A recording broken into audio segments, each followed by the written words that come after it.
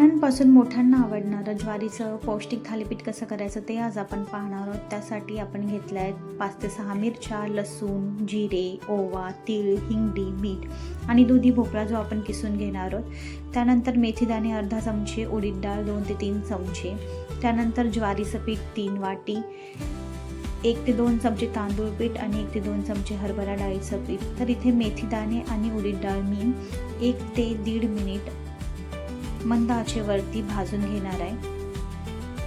तांबूस रंग येऊपर्यंत छान ही डाळ भाजून घेतलेली आहे। त्यानंतर मी ही डाळ आणि मेथीदाणे एकत्र मिक्सर करून घेणार आहे आणि त्याचं पीठ करून घेणार आहे। इथे मिक्सर करून झालेलं आहे, तुम्ही बघू शकता की मी हे बारीक पीठ त्याचं करून घेतलं आहे। त्यानंतर मिक्सरमध्ये घेतल्या मिरच्या, हिंगडी,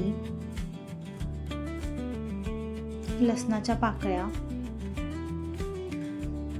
जिरे 2 चमचे आणि त्यामध्ये मी मीठ घालून घेणार आहे। मिरची आणि लसणामध्ये थोडासा ओलसरपणा असतो, त्यामुळे जर मीठ टाकलं तर छान ती पेस्ट तयार होते। इथे मी मिक्सर करून घेतला आहे आणि मिरचीची आणि पेस्ट तयार झाली। त्यात कोथिंबीर घालून परत एकदा पेस्ट करून घेतली। तर इथे पिठामध्ये मी घेतला दुधी भोपळ्याचा कीस। 5 ते 10 मिनिटं आधी करून ठेवल्यामुळे थोडासा तो काळसर पडलाय। त्यात घेते तांदळाचं पीठ, त्यानंतर हरभरा डाळीचं पीठ, उडीद डाळ आणि मेथी डाळीचं पीठ, त्यामध्ये बारीक चिरलेली कोथिंबीर टाकून घेते आणि त्यानंतर तीळ, ओवा आणि मीठ हे सर्व एकत्र करून घेते। त्यानंतर मिरची आणि लसणाची पेस्ट मी ह्याच्यामध्ये ॲड करते, हिंगपूड टाकते। हे सर्व एकजीव करून घ्या आधी आणि त्याच्यानंतर थोडं थोडं पाणी टाकून आपल्याला हे पीठ जसं आपण भाकरीचं पीठ मळतो तसं छान एक मळून घ्यायचं आहे। जास्त पातळही नाही होऊ द्यायचं आणि जास्त घट्टही नाही, मीडियम असं पीठ मळून घेतलंय। त्यानंतर एक स्वच्छ रुमाल धुवून त्याच्यावरती थोडंसं पाणी घालून जसं आपण भाकरीचं पीठ मळतो तसा एक गोळा तयार करून घेतला।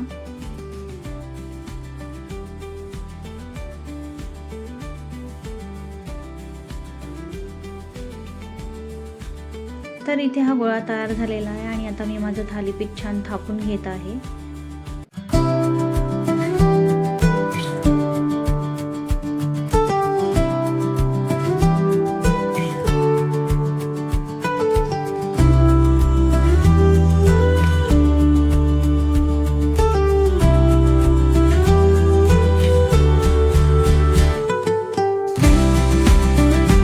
तर इथं माझं थालीपीठ पूर्णपणे थापून झालेलं आहे। तर आणि त्याला मी आता छिद्रे करून घेते आणि रुमालावरती साईडने थोडंसं पाणी सोडणार आहे, जेणेकरून थालीपीठ टाकताना ते रुमालाला चिकटणार नाही।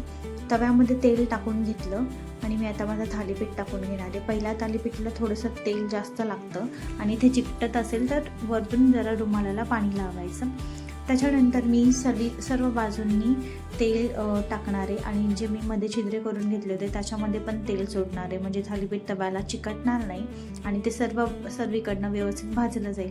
हे थालीपीठ एकाच बाजूने भाजायचं असतं, दुसरी बाजू आपण पलटी करून भाजत नाही। अर्ध्या मिनिटासाठी गॅसची फ्लेम मोठी ठेवा आणि त्यानंतर 1 ते 2 मिनिटासाठी गॅसची फ्लेम छोटी करून आपण हे थालीपीठ भाजून घेणार आहोत। वाफेवरती याला होऊ द्यायचं आहे, एकच बाजू फक्त आपण भाजून घेणार आहोत आणि इथे माझं थालीपीठ आता तयार झालेलं आहे। अशाच पद्धतीने मी बाकीचे पण सर्व थालीपीठ करून घेणार आहे। तर मंडळी, अजूनही तुम्ही आपल्या चॅनलला सबस्क्राईब केलं नसेल तर सबस्क्राईब नक्की करा। सबस्क्रिप्शन फुकट आहे, पण त्याने मला प्रेरणा मिळणार आहे नवीन व्हिडिओज अजून बनवण्यासाठी।